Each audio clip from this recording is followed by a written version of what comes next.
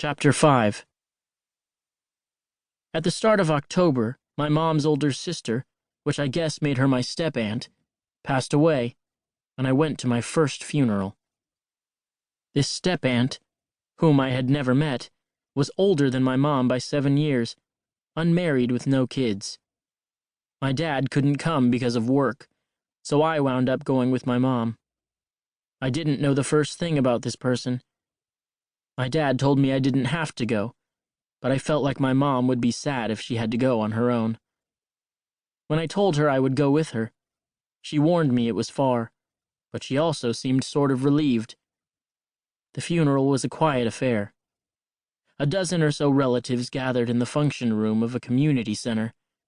We sat on our heels with our heads down, while the incense burned and a monk chanted the sutras, ending each passage with a bell, clicking through his string of prayer beads.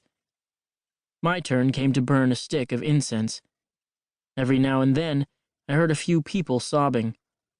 I kept my face down, staring at my knees the whole time. When the service was over, it was time to say goodbye, and everyone put flowers in the casket.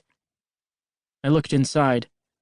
Her lips were parted, and she had white cotton stuffed up her nose. Her face was nondescript, but I couldn't really tell if this was because she was dead, or because she was born like that.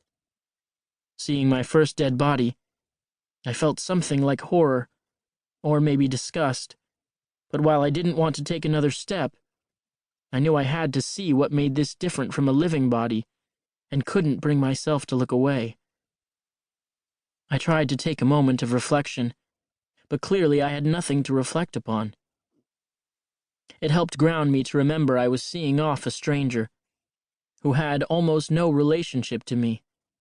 That much was a relief. After the coffin was taken away, the relatives set up for lunch. Mom didn't want to stay, so we went home. No crematorium for us. Her relatives couldn't keep their eyes off me, but whenever I looked back, they turned away. When a few people said hi to my mom, she introduced me. No one was anything less.